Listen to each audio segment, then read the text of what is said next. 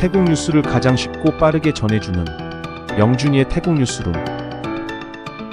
구독과 좋아요는 사랑입니다. 영준이의 태국 뉴스룸 시작합니다.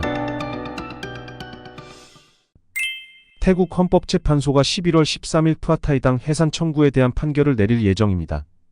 독립변호사 티라유 수완께세는 헌법 제49조에 따라 탁신 친나왓 전 총리가 푸아타이당을 실질적으로 지배하며 민주주의 체제를 전복하려는 시도로 볼 수 있는지 판단을 요청했습니다.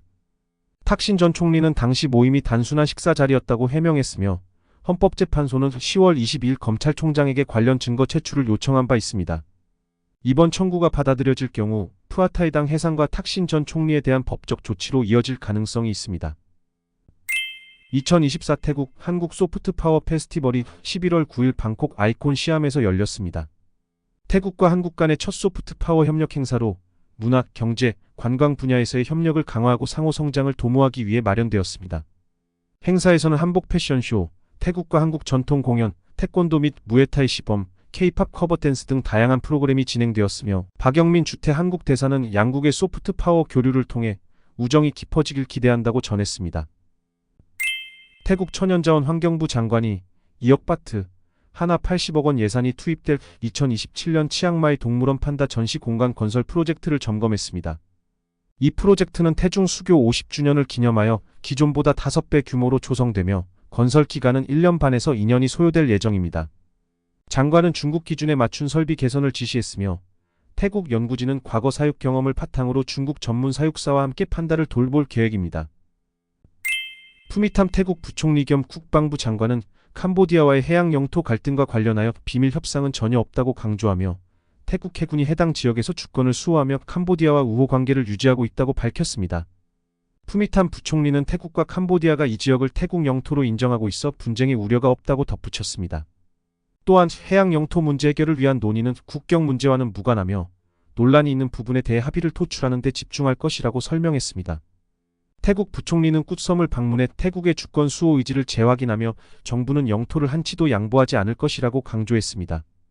그는 현지 주민과 관광객들에게 태국의 주권을 확고히 수호할 것을 다짐하며 섬의 경제 활성화에 집중하겠다고 언급했습니다. 아누틴 장관은 굿섬 현지 관료들이 주민들에게 정부의 주권 수호 의지를 확신시켜줄 것을 당부하며 정부는 영토를 결코 양보하지 않을 것이며 경제 발전에 힘쓸 것이라고 강조했습니다. 그는 태국 프랑스 조약에 따라 굿섬이 명백히 태국 영토임을 설명하며 영토 분쟁이 없음을 분명히 했습니다. 태국 중앙은행 이사회 의장과 전문가 위원 선발 과정에서 정치 개입 우려로 전직 태국 중앙은행 총재, 학자, 시민단체들이 반발하고 있습니다. 특히 키티랏 전 재무부 장관이 의장 후보로 거론되며 논란이 커졌습니다. 오늘 오전 시민단체와 학생들은 태국 중앙은행 본부 앞에서 정치 개입 반대 집회를 열고 약 4만 5천 명의 서명을 제출할 예정입니다. 경제사회단체들도 독립적 인사 선발을 요구했으며 위라타이 전 태국 중앙은행 총재는 정치적 영향력이 중앙은행의 경제 안정성을 위협할 것이라 경고했습니다. 패통탄 총리와 태국 대표단이 LA 국제공항에 도착해 워싱턴 주재 대사 등 관계자들의 환영을 받았습니다. 총리는 미국 내 태국 대사 및 총영사 회의를 주재해 주요 정책을 전달하고 태국 공동체와 만남 및 로스앤젤레스 태국 사원 방문 일정도 소화할 예정입니다. 이후 11월 12일부터 페루 리마에서 열리는 에이펙 정상회의에 참석하고 18일 태국으로 귀국할 계획입니다. 태국 언론이 윤석열 대통령의 지지율이 취임 후 최저인 17%로 하락했다고 보도했습니다. 이는 김건희 여사의 정무 개입 의혹, 고가 선물 수수, 선거법 위반 논란 등이 지지율 하락에 영향을 미친 요인으로 전해졌습니다. 또한 한 전문가가 현 정권이 지난 4월 총선에서 패한 이후 국정 운영이 원활하지 않아 환자로 비유하면 사실상 식물인간 상태라고 평가했다고 보도했습니다. 태국 수라탄이 주의 코사무이 나무왕 폭포에서 실종된 인도 국적의 남성 관광객이 수색 끝에 발견되었습니다. 해당 남성은 경고 표지판을 무시하고 높은 곳에서 사진을 촬영하다가 미끄러져 추락했으며 구조되는 폭우로 인한 강한 물살과 높은 수위로 어려움을 겪었으나 수위가 낮아진 오후에 약 1km 떨어진 웅덩이에서 그의 시신을 발견했습니다. 관계 당국은 관광객들에게 안전수칙을 철저히 준수할 것을 당부했습니다. 2024년 방콕 러이 끄라통 축제는 디지털, 온라인, 전통 행사로 나뉘어 140여 개 장소에서 열리며 시 당국은 친환경적인 자연 소재로 만든 끄라통 사용을 권장하고 폼과 빵으로 만든 끄라통 사용을 금지했습니다.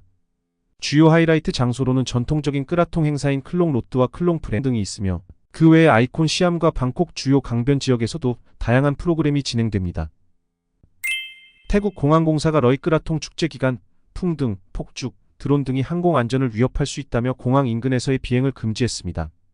방콕 수완나품, 치앙마이 등 6개 공항 주변을 안전구역으로 지정하여 이러한 물체의 비행을 엄격히 금지하고 위반 시 최대 5년 징역 또는 20만 바트 벌금형, 심각할 경우 최대 사형까지 처벌될 수 있다고 경고했습니다.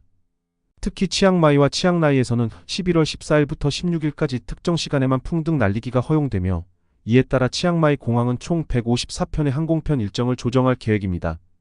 치앙마이에서 시민단체 북부농민연합과 47개 단체들이 치앙마이 주청사에 모여 수천 개의 보존구역 내 주민 공동체를 위협할 수 있는 개발 제한령 초안 추진을 중단해달라고 요청하는 서한을 제출했습니다. 이들은 정부가 11월 12일 국무회의에서 해당 초안을 논의하려는 것에 반대하며 초안이 주민들의 토지 소유권과 권리를 제한하고 과거처럼 개발 제한 구역 내 주민을 범법자로 만들 수 있다고 주장했습니다.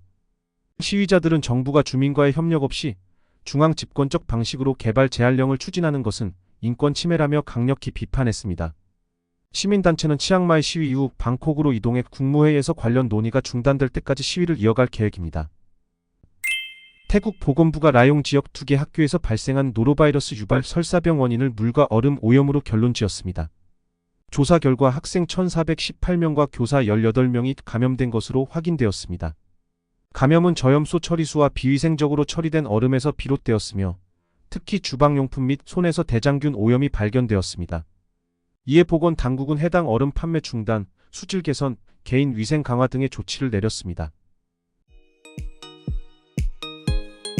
이상 영준이의 태국 뉴스룸을 마치겠습니다.